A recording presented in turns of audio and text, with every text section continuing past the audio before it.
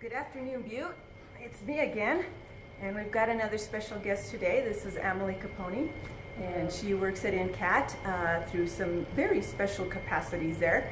And so we're going to talk to her a little bit about what she does and how her organization helps people in Butte. And so, Emily, thank you for being with us today. Thank you And tell me more about what you do there at NCAT. What's your position? How you got into it? Yeah. So first off, NCAT stands for the National Center for Appropriate Technology, and we have offices all around the country. And we've got two program areas, and the first one is sustainable agriculture. And so we do a lot of research and different trainings for beginner farmers and people who want to get into organic and local agriculture. Our mission as an organization is to champion small-scale, local, and sustainable solutions to help people in poverty and to get on a environmentally conscious path as communities. And the second program area is sustainable energy. And that's a smaller department at this time, and my program is one of the bigger ones, and that's Montana Energy Corps, which is an AmeriCorps program. And a lot of people haven't heard of that. Some people have heard of the Peace Corps. Right.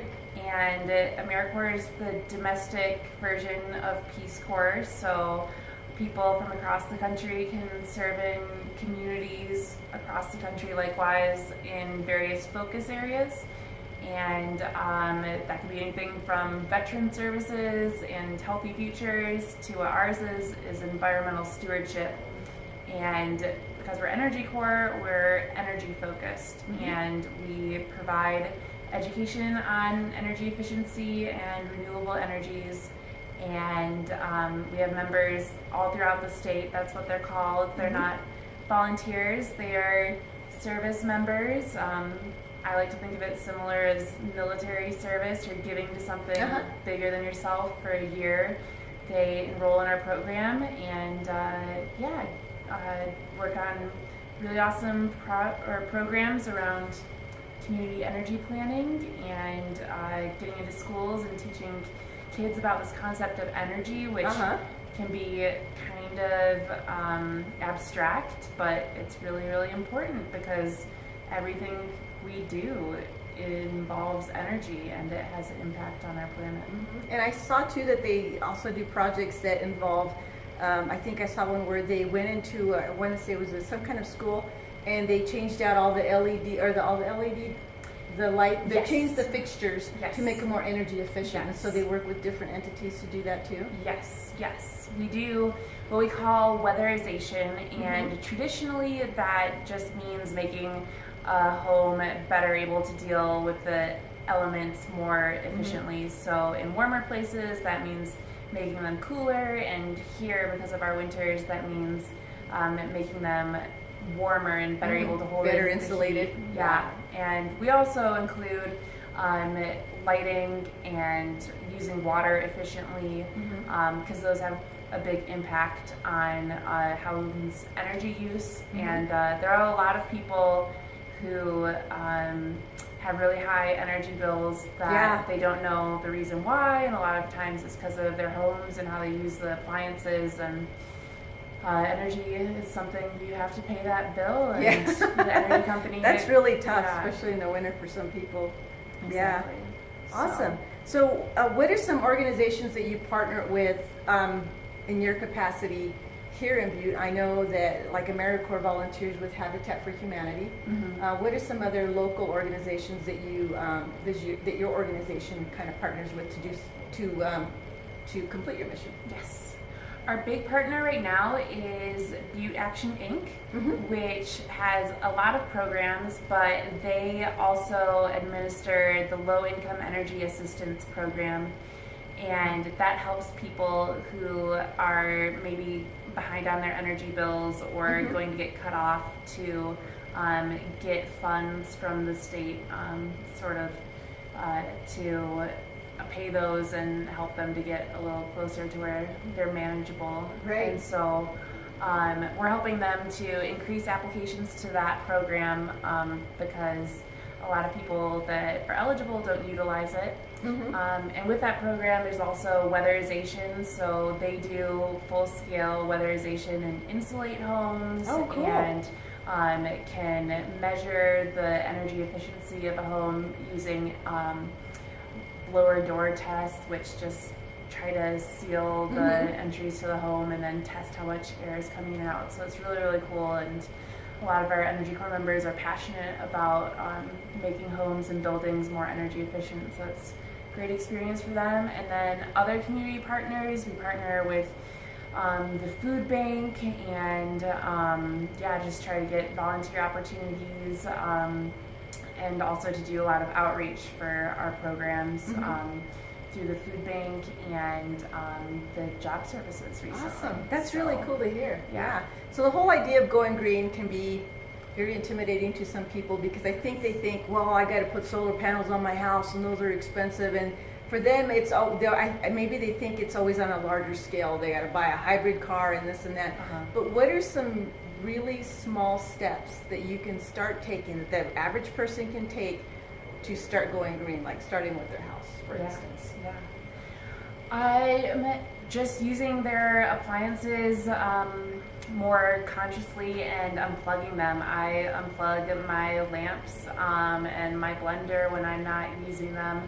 And I have really, really low energy bills. And I unplug my cell phone charger because people don't realize that even if your cell phone isn't plugged into it, it's still sucking energy. energy. Yeah, that I know. Yeah, so there's energy vampires like that you can get smart strips that you can leave things plugged in and just turn off the strip. The outlet I've seen those. strip. Yeah. So that's really great. And monitoring the heat in your home and in your refrigerator too, and just making sure that your appliances are operating most efficiently. And then right now, just trying to keep the heat out from your house, and so you don't have to cool it so much, or it doesn't get quite as hot. So. Yeah, and then if you can, changing out the light bulbs is a huge, huge energy saver.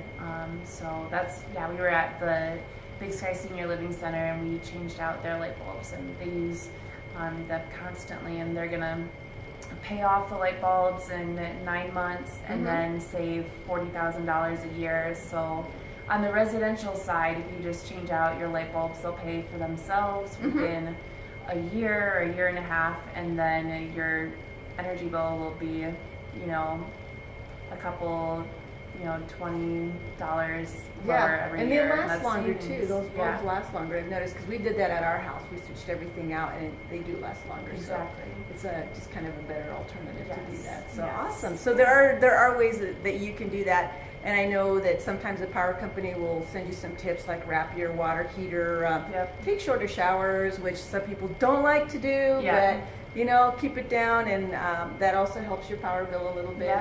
Or get the low flow shower heads.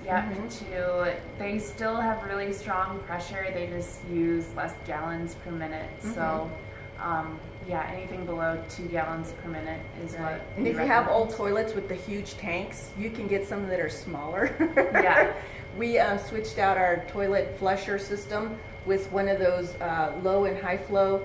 So if you're going number 1, you push this button. If you're going, you know what I'm saying? That's great. So you can do that. We got ours at Ace, and it was just a simple switch out so that, and our toilet also has a smaller tank, so that you're not using as much water per flush. So there are different things that you can do. They don't cost a ton of money, but you're doing better on water usage, for instance, and electricity. So it's not something huge like, I got to put a bunch of solar panels on my house, which is nice if you can afford it, but there are little things you can do to kind of add up to that. So awesome, that is great. I like to hear that. If ever you have any questions about it, get in touch with NCAT and they'll direct you towards me, and we can help you to figure out what works for you. And you do offer a lot of resources as far as that goes. I know your organization offers classes too. Tell me about some of the classes they offer to help people understand how they can be more energy sustainable, because I know it ranges from gardening to building your house a different way, or So what are some classes that your place coming offers? up next week Tuesday, I Cool. think there's a workshop about farming strawberries. Cool. So we do a lot of those types of trainings. We have a small intensive farming training farm out back, and so people can learn what grows in Butte from people who are researching it and testing it, and so it's really, really cool to see that they are able to get strawberries and a whole bunch of delicious vegetables.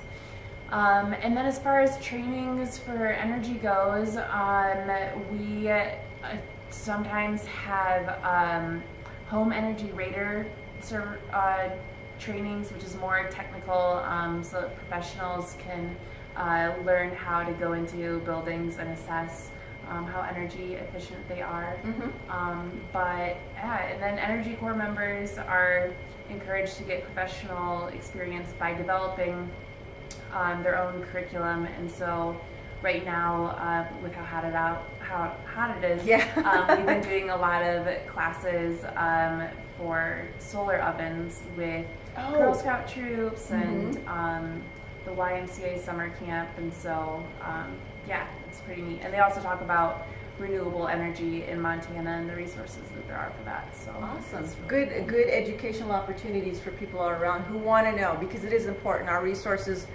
our natural resources, aren't going to be around forever if we keep using them at the rate we are. Absolutely. We have to think about future generations and what they're going to need, as far as how to have energy, and we have to use what's free, the sun, and use that to our advantage, and also take care of our water. I mean, obviously that's something that ebbs and it changes from the seasons, because if it's super hot, you're not going to have as much. And then there's other times where it's just you've got so much water, you gotta, So it's all about stewardship. You gotta be a good steward of the things that you have, and we all live on this planet, so we all need to be good stewards of what we've got. It's very important. So learning how to do that, maybe even just taking baby steps, is super important. And so NCAT and the different organizations they have working within them are a very good resource to check that out and find out what you can do to make a big difference there.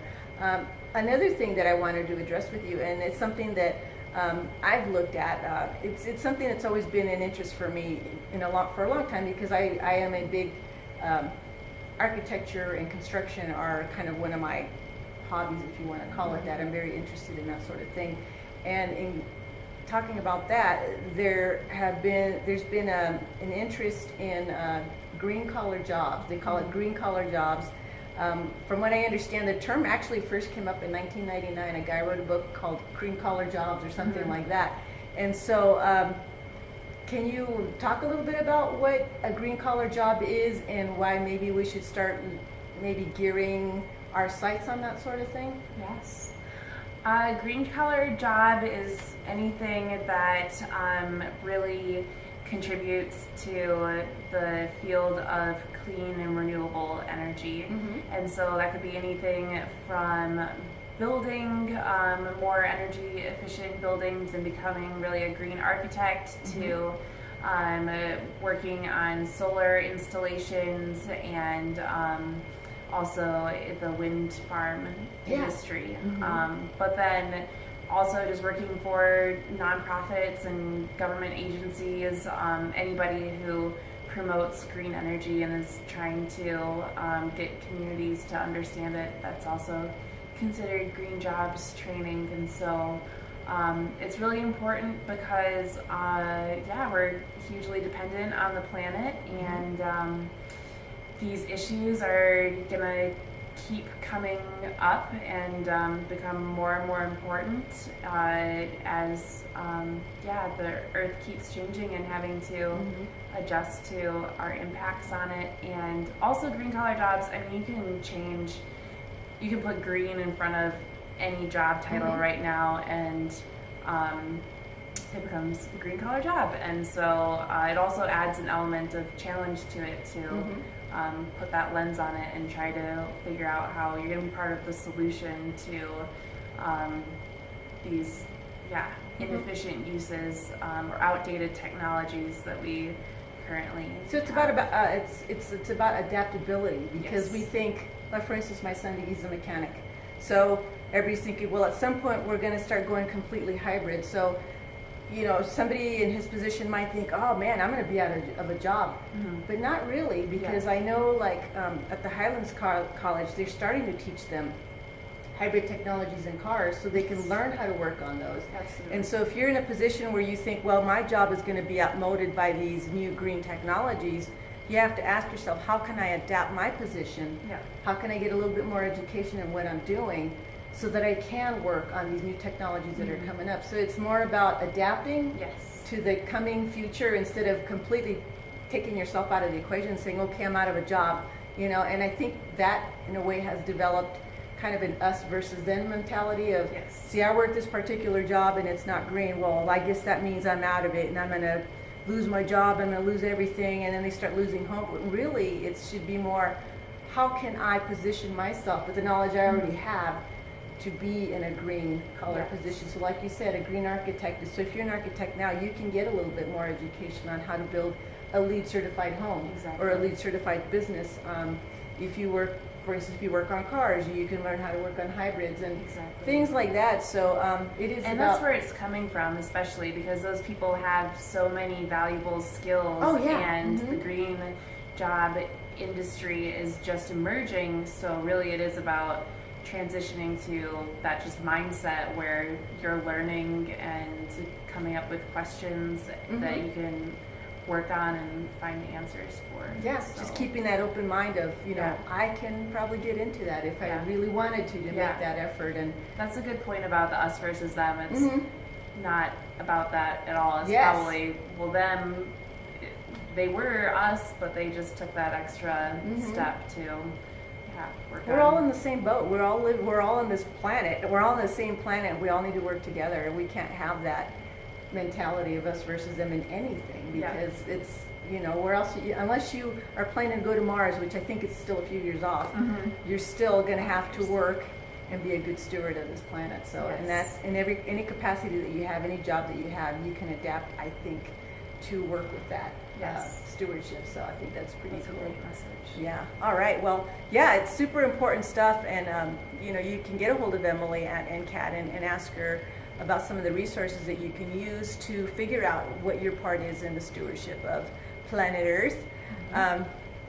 So let's see. How about we do something fun now? I think we're getting close to the end of our interview. So let's talk about a little bit about Emily. Emily, I haven't told you what these questions are, so these are just for fun. What's your favorite color? Yellow. Yellow. Cool. That's a bright color. Yeah. What's the most impactful book you've ever read? Ooh, I'm gonna say The Alchemist by Paulo Coelho. I've heard of that book. I don't think I've ever read it. Yeah. I loved it. I read it as I was setting out on a big journey, and it's all about that and how what you're looking for, it's good to go on the journey, but oftentimes it's right at home. So, cool. And then my mom picked it up yesterday and let me know that she did, because He's got some great quotes. I've quoted him a few times on my Facebook site. So let's see, what's the most memorable place you've ever lived or been to? I'd say Big Sky, Montana. Yeah, I lived there for a couple of winters, and that's absolutely my favorite place. It's cool. Yeah. Cool. If you weren't doing this job, what would you be doing? What would be your other choice in vocation or in the field? Oh, if I wasn't doing this job, I can't say. I don't know. That could be tough. That could be tough. That is tough. What do you want your legacy to be? My legacy, that I helped to bring people together to understand one another and to relate to each other better. That's awesome. I like that. Do you like cake or pie? Cake. Although pie is delicious. I agree with you there. I'll take either. I love frosting. Yes, me too. Yeah. I love frosting. What was your favorite cartoon as a kid? SpongeBob. SpongeBob. Yeah. Still watch that with my kids too. Do you have a pet?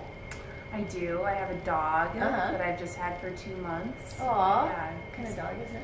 He's an Australian Kelpie. Oh, really? Yes. Which is a different type of herding dog. And Mm-hmm. he's really, really smart and doing great. So, Cool. yeah. Awesome. Let's see. If you had the ability to time travel, where would you go? Or I should say, when would you go? Yeah. What time would I go to? Yeah, what point in time would you go? It's funny, I've thought about this recently. I think I would want to go to prehistoric times. Uh-huh. Like dinosaur and caveman. See what was going on there, people huh? Things. Yes. See some That- pterodactyls. That would be interesting. Kind of scary though. as long as I think. could get back. Yeah, Or maybe right? I could hang out there. What's your superpower, Emily?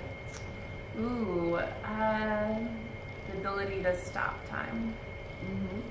Yeah, would be it. Yeah, Or maybe I have- that would be interesting. Yeah. Yeah, And awesome. then you could travel and then Go somewhere else. yes. Yeah, very cool.